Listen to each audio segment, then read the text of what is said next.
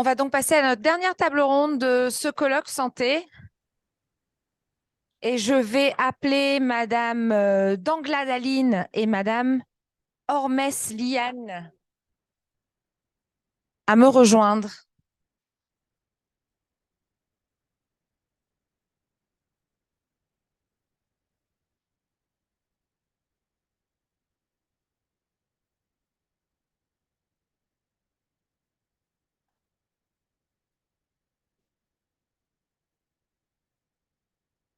Oui, tu peux.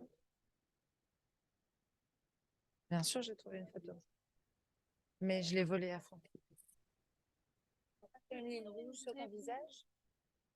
Je l'ai volée à fond sur Internet. Alors, c'est une table ronde qui pourrait faire polémique, mais on n'est pas là pour ça, effectivement. Tout à fait. On va parler du plan chlordécone. Euh, je pense qu'il n'est pas nécessaire de rappeler ce qu'est la chlordécone et l'historique et le passif des Antilles sur cette problématique. Mais aujourd'hui, on va avoir l'exemple du CCAS du Lorrain en Martinique qui a mis en place, dans le cadre du plan chlordécone, un projet de communication vers la population. Je vous laisse la parole. Est-ce qu'on commence par la vidéo? C'est ouvert. Bonjour à tous. Alors, je m'appelle Aline Danglade et je suis responsable de la communication de la ville du Lorrain. Donc, avant de passer la parole à Madame Ormès, qui elle est directrice du CCAS, je voulais excuser Monsieur Justin Pamphile, le maire de la ville et aussi président de l'Association des maires de Martinique, parce qu'il a été empêché. Normalement, il devait être à nos côtés pour présenter, pour parler notamment de sa volonté politique. Mais malheureusement, il a eu une contrainte et il a dû rentrer en début de semaine en Martinique. Madame Ormès. Merci. Bonjour à tous. Alors, d'abord, remercier la CCDOM hein, et puis Laetitia. Hein. Merci à vous. Alors, la commune du Lorrain, c'est une commune du nord de la Martinique, pour ceux qui ne connaissent pas, vraiment sur la côte atlantique. On l'a appelé pendant plusieurs années le royaume de la banane. Donc, ça décrit déjà, ça explique déjà la raison pour laquelle nous sommes présents ici, pardon. Et ben, le royaume de la banane, ben, de par le nombre d'exploitants agricoles et puis d'ouvriers agricoles. Au Lorrain, je crois que chacun de nous, je suis une lorinoise pure, souche, comme on dit, chacun de nous connaît de près quelqu'un qui a travaillé dans la banane. Ça peut être père, mère, nièce, cousine, vraiment, on est particulièrement concernés. Donc, désormais, nos terres sont totalement polluées, enfin, totalement, en tout cas en grande partie, et également nos rivières, nos sources. Parce que la ville du Lorrain comporte énormément de sources et malheureusement, les habitants continuent encore à s'approvisionner. Alors, pour des raisons diverses et variées, hein, peut-être pour des raisons économiques, des raisons pratiques, des raisons, enfin, pour des habitudes, en fait, qu'ils ont gardées. Parce que souvent, la population est dans une, comment on va dire, comme on aime dire, bon, on a l'habitude, ils sont résignés. Voilà, c'est une question de résignation. De toutes les façons, c'est pollué. Il n'y a rien d'autre à faire. Voilà. Alors, face à ce constat, on a une volonté politique. Donc, Monsieur le maire, hein, Justin Pamphile, n'a pas attendu le plan chlordécone 4, d'accord, pour commencer à agir. Donc, il s'est engagé depuis plusieurs années auprès de la population parce qu'il a rencontré déjà les exploitants, il a rencontré des ouvriers agricoles, des victimes, des syndicats, des médecins qui se sont particulièrement impliqués. Et à travers tous ces échanges, il a décidé de poursuivre cet engagement. Voilà. Dans ce deuxième temps, nous avons également mené une autre action, à savoir les marchés. Nous menons des marchés mensuels. Disons, oui, c'est tout, oui, voilà, des marchés mensuels Alors, nous avons des agriculteurs qui viennent vendre sur la place et qui ont été sensibilisés à l'analyse de sol, simplement pour garantir à la population, d'accord, aux acheteurs, au moins ça, de garantir des produits non contaminés par la chlordécone. Ça, c'était une deuxième action. La troisième action, il s'agissait, depuis janvier 2022, de permettre à l'association Phyto-Victimes, qui est désormais installée sur le territoire de la Martinique, à organiser des permanences au sein de France Service du Lorrain. Et ça lui permet d'aller au plus près de la population et d'accompagner les habitants, les personnes malades, d'accord, atteintes d'une maladie, notamment le cancer de la prostate, dans le montage de leur dossier d'indemnisation. Voilà, ça c'était les 3 premières étapes. Avec l'arrivée du plan chlordécone 4, c'était une opportunité pour nous. Nous avons saisi l'opportunité et nous avons mis en place un consortium et nous avons répondu à l'appel à projet de l'ARS. Nous avons déposé un projet commun que nous avons intitulé « Agir, c'est choisir pour sa santé ». Alors, à partir de cela, ben, trois acteurs complémentaires, j'ai envie de dire, 3 acteurs avec des compétences distinctes mais complémentaires, et on travaille depuis janvier 2022. Voilà. Voilà, c'est-à-dire que d'une manière générale, depuis hier, j'entends un certain nombre d'intervenants dire que nous avons l'obligation de faire preuve d'imagination, de se prendre en main, de trouver des solutions nous-mêmes et de ne pas toujours compter sur l'État. Alors, j'ai envie de dire que sur la problématique du chlordécone, tous les combats sont bons à mener. C'est-à-dire, oui, et c'est ce que dit d'ailleurs Justin Pamphile, il faut mener la bataille juridique, mais il y a une problématique de santé et nous devons en être responsables. Chacun est responsable de sa santé. Et même s'il y a des choses à demander aux institutions, etc., mais on doit d'abord se sentir concerné et d'abord se prendre en main. Et c'est ce que nous faisons, ce que nous avons essayé de faire, essayer d'intervenir au plus près de chaque habitant lorinois en créant une synergie avec un certain nombre de partenaires, plusieurs acteurs locaux de la commune pour sensibiliser la population, les inciter à faire un minimum, c'est-à-dire faire la prise de sang, faire l'analyse de leur sol pour ceux qui ont leur petit jardin créole, comme on dit. Et puis, la troisième chose, c'est qu'après réception des résultats de leur analyse, si le taux est trop important, pouvoir suivre un parcours d'information, d'accompagnement alimentaire, et ça, c'est le CCAS qui met ça en place. Alors, les 3 partenaires sont le CCAS du Lorrain, dont Madame Ormez est la directrice. Alors, tête de file, hein, le CCAS, qui est le partenaire principal, qui a pour mission de coordonner l'action, qui est aussi l'interface entre les différents partenaires et les administrations, les institutions, etc., mais qui met en place régulièrement, plusieurs fois par mois, au moins 2 fois par mois, des ateliers de chlordéconomie. Alors, on va vous montrer une petite vidéo tout à l'heure et vous allez voir. Ensuite, il y a l'association Artère Nord.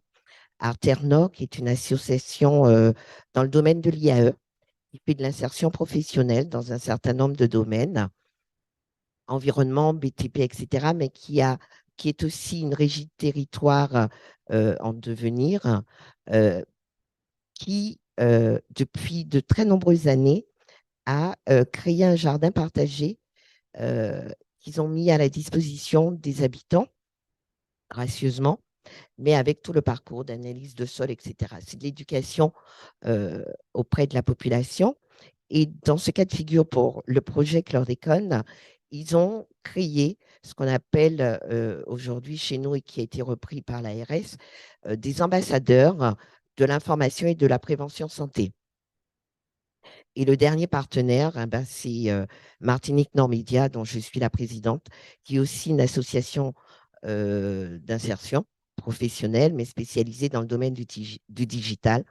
Et là, on a pour mission de valoriser toutes les actions hein, du projet, de créer tous les supports graphiques, audiovisuels, etc. et Chlordécone. De promouvoir et valoriser ces 1972 à actions. 1993, Donc, l'utilisation du chlordécone a marqué un tournant majeur.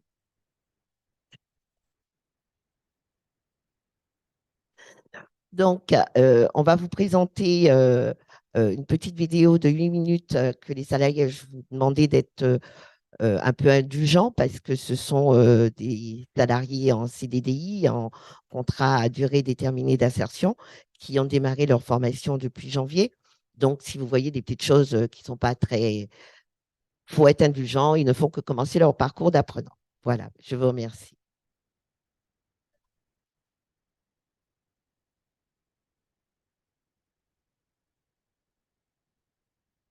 Le Lorrain est la quatrième plus grande commune de l'île en superficie. Avec ses 6713 habitants, elle est surnommée le Royaume de la banane, en raison de l'importance de sa production. En effet, la commune dispose d'un grand nombre de rivières et des terres arables, facilitant l'agriculture. Cette configuration idéale a fait de la ville du Lorrain la commune la plus impactée par les effets du chlordécone. C'est en ayant pris connaissance de tous ces paramètres que Martinique Nord Média, Artère Nord et le CCAS du Lorrain ont mutualisé leurs efforts afin de permettre à la population lorinoise d'être davantage informée, soutenue et équipée face aux méfaits du chlordécone. De 1972 à 1993, l'utilisation du chlordécone a marqué un tournant majeur pour nos terres de Martinique et de Guadeloupe. En voulant lutter contre le charançon du bananier, elles ont été lourdement empoisonnées au point de remettre en question l'intégrité sanitaire de tout un peuple. À travers nos actions, nous avons voulu mettre en lumière les enjeux de cette problématique, mettre en avant les voix de ceux qu'on n'entend pas, proposer aux Martiniquais de nouvelles façons de s'informer et de réagir face au chlordécone. Dans un premier temps, nous sommes allés à la rencontre des administrés. Nous avons fait un micro-trottoir pour connaître leurs ressentis, comprendre leurs inquiétudes et recueillir leurs interrogations. Depuis que je suis revenue en Martinique, j'entends parler que de la chlordécone, la chlordécone, la chlordécone. Effectivement, je pose cette question. Est-ce qu'on ne peut pas analyser les sources pour voir, enfin les gens qui ont des terrains, pour voir vraiment, pour savoir au juste où on en est? Afin d'informer et de maintenir le contact avec la population, les ambassadrices et ambassadeurs ont été déployés dans les différents quartiers du Lorrain. Nous avons suivi leur parcours. Comme nous pouvons le constater, rien de mieux pour transmettre et comprendre. T'aimes les œufs? Beaucoup? T'achètes tes œufs où? Les services? En dessous de chez Catin. Ah oui. T'aimes là? Les gens m'ont dit d'aller le service. Non, c'est pas vrai, c'est pas vrai. Si vous avez une poule sur un terrain contaminé, elle va ingérer puis courir de la terre, donc elle va ingérer aussi la chlordécone. Donc elle va se contaminer elle-même. Donc, ce qui dit qu'elle est contaminée, elle va aussi contaminer son œuf. Donc, si elle a 0,1 microgramme de chlordécone, l'œuf aura 0,4. Donc, c'est manger un œuf contaminé, c'est l'équivalent de 4 poules contaminées. Rien de mieux pour comprendre que d'aller directement chez les concernés. Par un petit sketch mis en scène chez un des habitants agriculteurs, nous avons voulu mettre en avant une action assez méconnue, l'analyse des sols. Je respecte les gens qui mais obligé de faire une analyse pour me savoir si c'était du chlordécone. Et qui m'a analysé ça, bon là? C'est la photo qui fait ça par moi et il fait ça 2-3 mois à peu près, mon résultat. Après ça, je suis certain que je vais une bagaille qui pop tout le monde. L'association Freudon est l'acteur majeur en ce qui concerne l'analyse des sols. Son travail est primordial dans le but de mieux déceler les impacts du pesticide sur nos terres. Notre job, c'est de surveiller tout organisme qui est susceptible de mettre en danger un végétal quelconque. Dans le cadre de ces missions, Freudon effectue ce qu'on appelle de l'encadrement technique des professionnels de l'agriculture. et tout récemment des particuliers aussi, pour les jardiniers amateurs. Le programme JAFA, mis en place par l'IREPS, un autre acteur important, permet d'accompagner les particuliers après l'analyse des sols. Je travaille sur le programme JAFA à l'IREPS de Martinique. C'est l'instance régionale de promotion et de l'éducation de la santé, qui est une association qui est financée par l'ARS pour justement travailler sur le programme JAFA, qui est un programme de santé qui vise à diminuer l'exposition des populations à la chlordécone. Alors pour ça, on a une partie d'accompagnement des familles qui sont surexposées. Comment on le sait? Eh bien, parce qu'elles ont fait des analyses chlordécone de leur sol et on a retrouvé de la chlordécone dans leur sol. Donc on va aller chez elles, à leur domicile, dans leur foyer, dans leur jardin, pour leur proposer des stratégies pour ne plus se contaminer via leur jardin qu'ils utilisent pour faire de l'élevage ou pour faire de l'agriculture. Sur la commune du Lorrain, je suis en train de mettre en place un planning en collaboration avec le CCAS notamment, et on essaiera de faire au moins 2 ateliers par mois sur la commune du Lorrain, soit le mercredi après-midi, soit le vendredi après-midi, ou alors sur d'autres horaires en fonction des remontées de la population que pourront nous donner les membres de l'équipe du CCAS.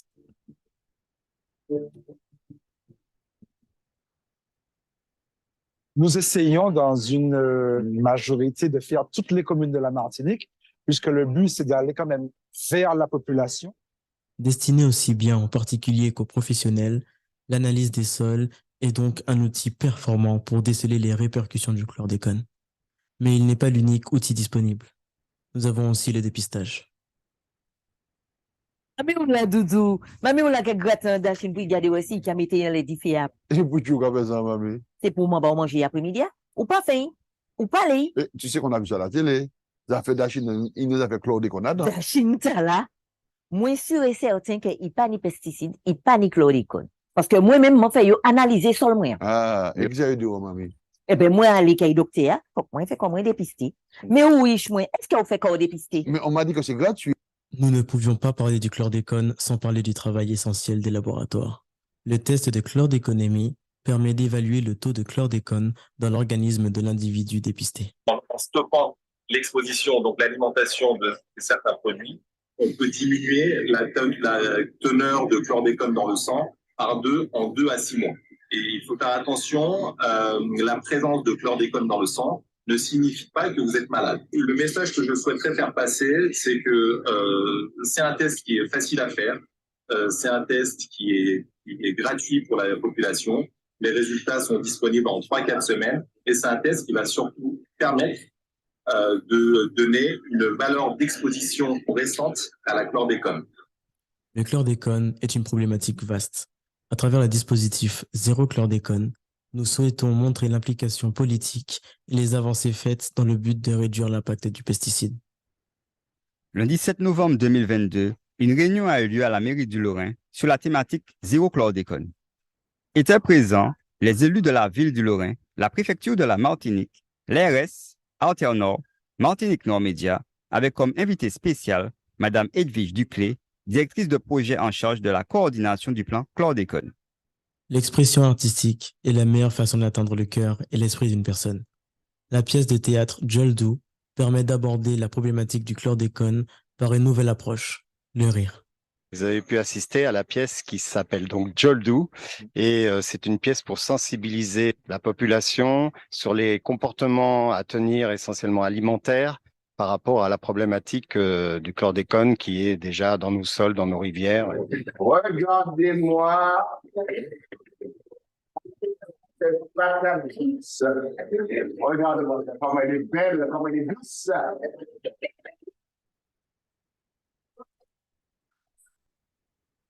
La semaine dernière, l'Hexagone, on a refusé toute une cargaison. Elle n'était pas si douce que ça, vos patates douces. Elles étaient bourrées de chlordécone. Ah, tu les bonnes. Et donc, c'est une pièce qui a été commandée par l'IREPS. Finalement, le chlordécone n'est pas une fatalité. Nous devons apprendre à vivre avec et nous approprier notre futur avec les cartes que nous avons entre les mains. Utiliser les outils que nous avons à disposition afin de nous permettre d'avancer dans les meilleures conditions possibles.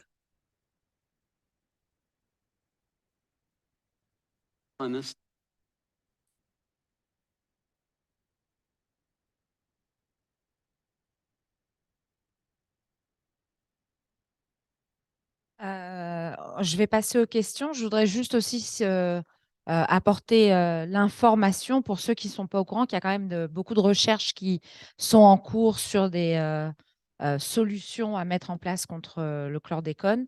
Bon, je ne sais jamais s'il faut dire le ou la, c'est comme Covid. Et notamment le professeur Sarah Gaspard de l'Université des Antilles qui mène une recherche sur l'utilisation des sargasses. On réglerait du coup peut-être deux problèmes très antillais.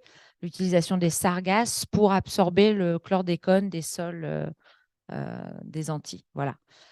Question par là-bas.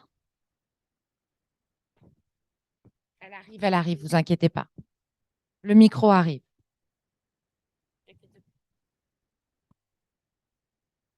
Merci. Bonjour à tous, vous m'entendez? Oui, très bien. Donc, Marie-Joseph Finville, collectif des ouvriers agricoles empoisonnés par les pesticides. Donc, effectivement, Justin Pamphile, le maire du Lorrain, a rencontré régulièrement donc, les ouvriers agricoles qui ont été donc, les premiers empoisonnés par cette molécule du chlordécone. Effectivement, les dépistages sont depuis janvier 2021 gratuits et sans ordonnance. Seulement en décembre 2022, 10 000 Martiniquais et 1 743 Guadeloupéens sont allés faire les tests. Pas plus que ça. Ce qui signifie qu'il y a une nécessité d'une grande campagne pour que les Martiniquais et les Guadeloupéens puissent aller se faire dépister. Et effectivement, j'ai participé à des réunions où Jaffa expliquait que si on a du chlordécone dans le sang, avec une alimentation saine, vérifiée, 6 mois après, on pouvait donc faire descendre le taux, puisque aujourd'hui, le taux détectable, c'est 0,04 microgrammes par litre de sang. Un problème en Martinique, c'est que l'appareil avant, donc les dépistages étaient faits à Limoges.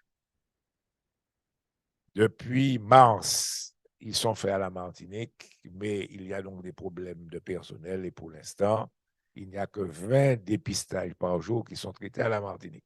Ce qui signifie qu'il y a une nécessité qu'il y ait donc du personnel. Donc, l'ensemble des prélèvements partent toujours à Limoges. L'autre point que je voulais faire sur cette question, c'est qu'une fois qu'on a des taux importants dans le sang, il faut un suivi. Et il n'y a que pour l'instant qu'une consultation, c'est celle du docteur Dabord-Rizière le jeudi au CHU de la Martinique. Donc, il faudrait, donc, pour pouvoir donc, traiter les gens qui ont des taux de chlordécone importants dans le sang, qu'il y ait donc des moyens beaucoup plus importants qui soient accordés. Et puis, hein? Alors, ça dépend. Alors, par exemple, le docteur Josiane, j'oublie son nom, enfin, un des docteurs qui suit cela, dit qu'à 0,000, on ne devrait pas avoir de chlordécone dans le sang, du tout. Le détectable sur sur le matériel disponible est de 0,04. Mais tous les ouvriers agricoles, je vais parler de ceux que je connais, ont des taux très importants, c'est-à-dire c'est 10, 12, 14, 20 microgrammes par litre de sang. Hein? Alors que le détectable, c'est 0,04. Bon. Donc, il faudrait donc pouvoir renforcer cette unité qui traite de ces questions. Vous avez parlé de notre point qui est en discussion, c'est la question de l'indemnisation. Aujourd'hui, il y a une indemnisation qui est proposée. Je ne veux pas vous dire le chiffre pour n'affoler personne, mais il faudrait donc des discussions pour revoir cette question. Dernièrement, donc j'étais en discussion donc, avec le président du gouvernement de Polynésie. Ceux qui ont été contaminés par les essais nucléaires de Mururoa ont, allez, je vais dire le chiffre, 200 000 €. Alors, ce n'est pas le prix d'une vie, hein, Mais 200 000 euros, c'est ce qui touche. La moyenne, généralement, c'est 60 000 euros. Il m'a dit qu'on peut aller à 200 milliards. Ce n'est pas encore le cas à la Martinique. Donc, il y a une discussion. Quel est le prix de la vie d'un Martiniquais ou d'un Guadeloupéen? Il faudrait donc pouvoir retrouver. Et les CCAS ont toute leur place parce que, notamment donc, chez les ouvriers agricoles, le montage de dossiers pour pouvoir être indemnisé, c'est quelque chose d'extrêmement difficile.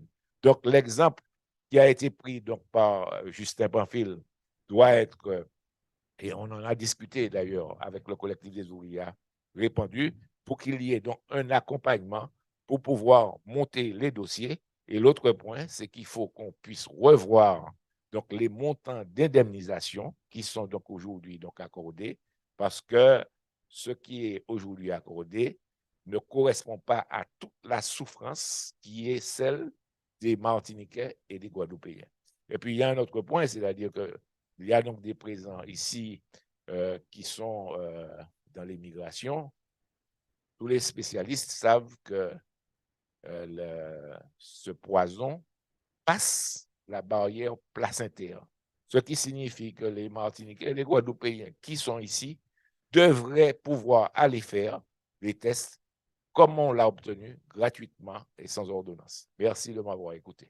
Merci beaucoup. Je savais que Victoire voudrait répondre. Est-ce que je peux apporter une petite précision? Bien sûr.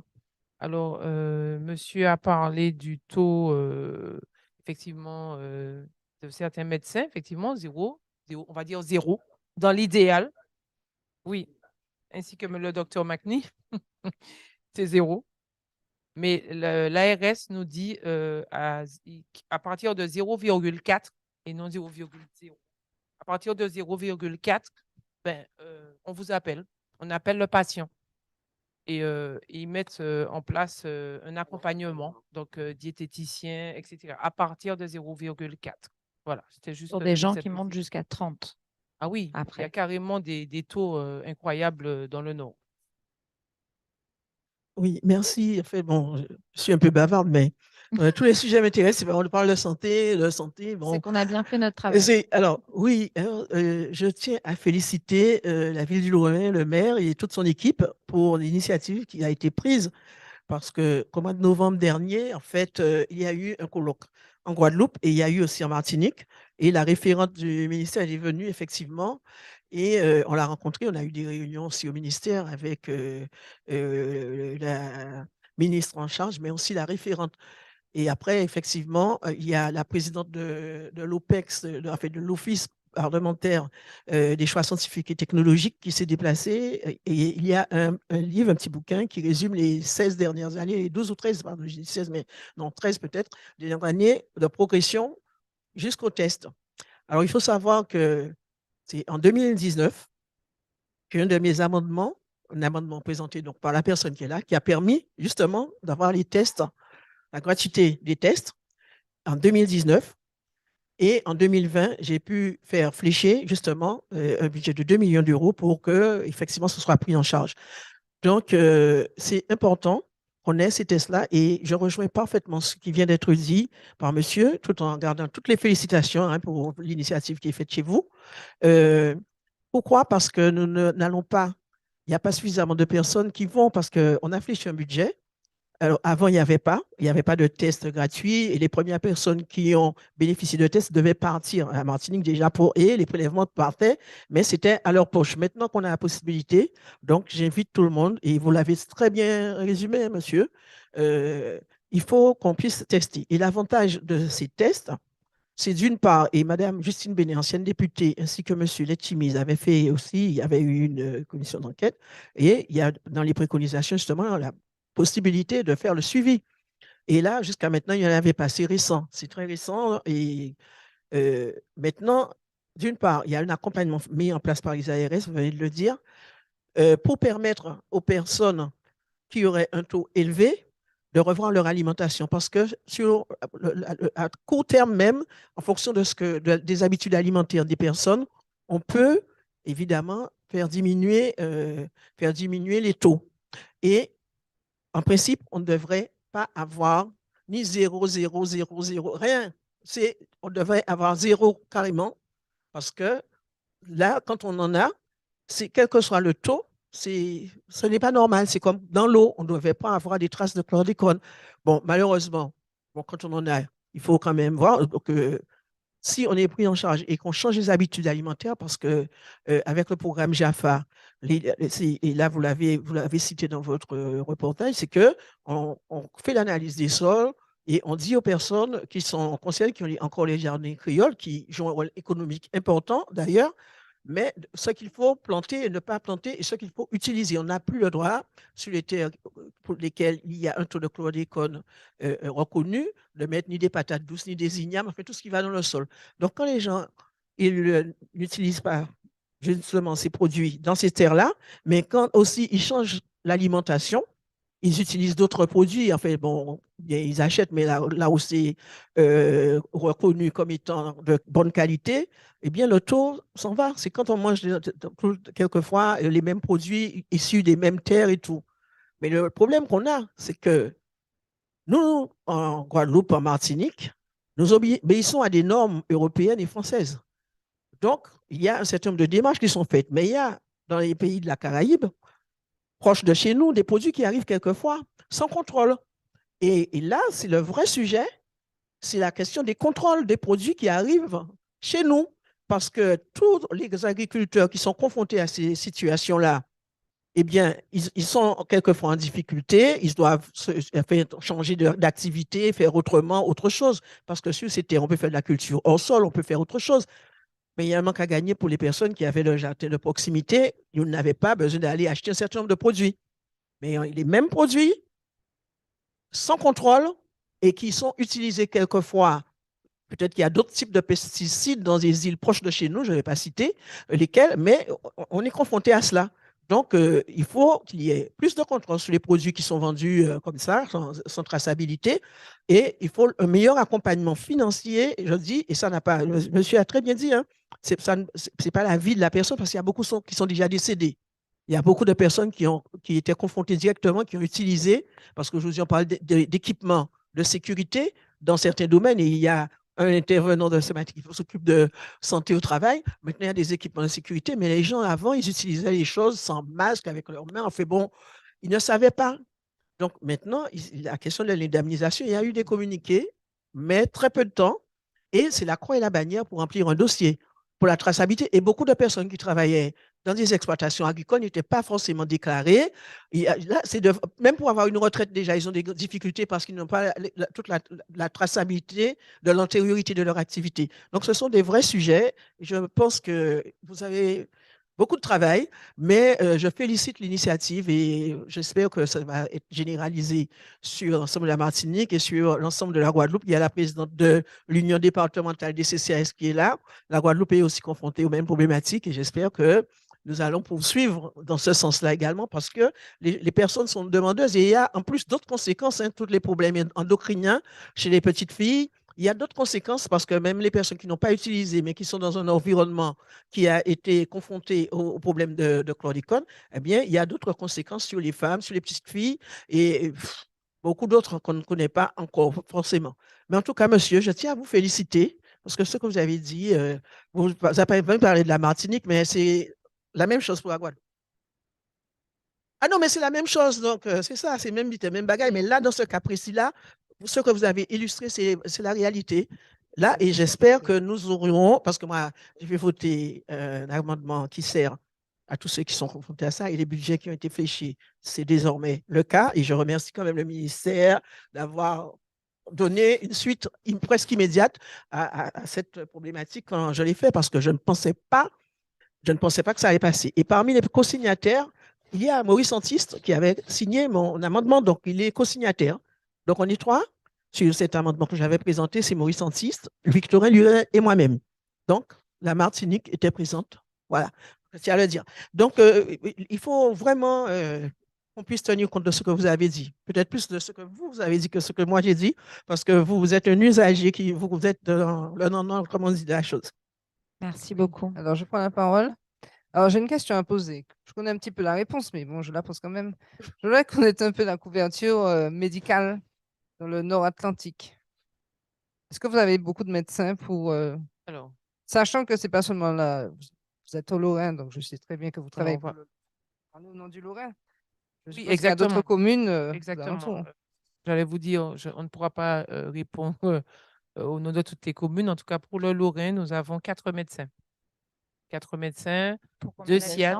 Comment? 6700. 700 et quelques habitants, 2 SIAD, enfin, de nombreux infirmiers. Nous n'avons pas de carence, enfin, j'ai envie de dire, de problème à ce niveau. Et 4 médecins, 2 qui devront partir à la retraite peut-être prochainement, enfin, dans les prochaines années. Une autre question concernant, je sais que les terrains qui sont condamnés et sur lesquels on ne peut plus faire d'agriculture, notamment de bananeraies, ces terrains, souvent, ils sont reconvertis en terrains constructibles. Donc, ça s'est passé notamment sur le Gros Morne, parce qu'il y a toute une partie de la commune qui a été, l'objectif a été changé. Enfin, je ne sais pas si c'est le plus ou bien si automatiquement, ils ont transformé ces terrains agricoles en terrains constructibles. Mais une fois qu'on a commencé à construire, la première chose que l'on doit faire, c'est planifier. Donc, enfin, on enlève la terre. Et cette terre qui est contaminée, voilà.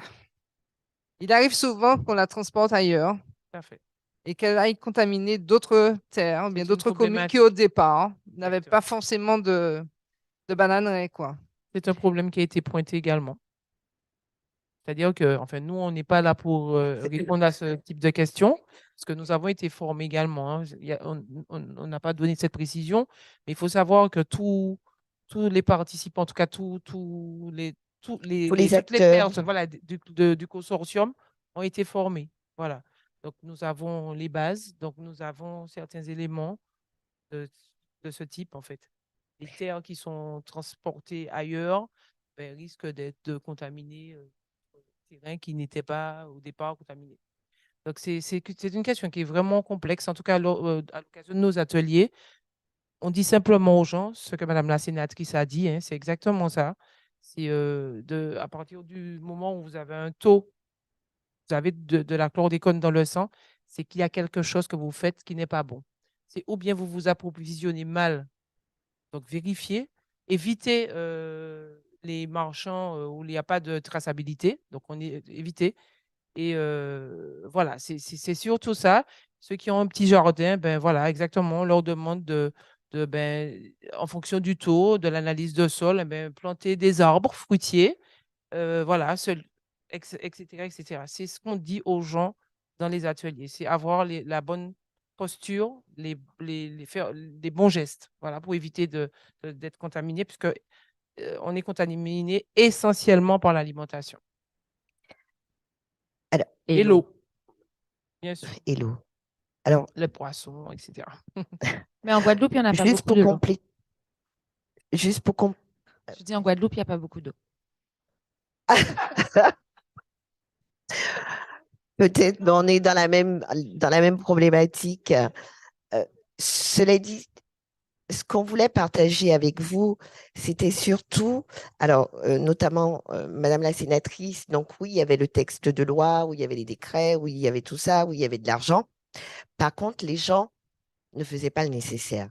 Les gens n'allaient pas se faire tester, ils ne faisaient pas l'analyse de sol, etc., etc. Et c'est pour ça que nous avons saisi cette opportunité qui n'était que financière hein, de la part de l'ARS, puisque le reste, ce sont des acteurs de terrain locaux, des associations, la commune, etc., qui a pris sa part. Mais c'était comment faire pour aller vers, et on revient vers ça. C'est toujours la même problématique. Comment aller au plus près des gens? Alors, non seulement comment aller au plus près des gens, c'est comment leur apporter l'information pour qu'ils puissent comprendre. Et c'est là l'intérêt du consortium que nous avons mis en place ensemble.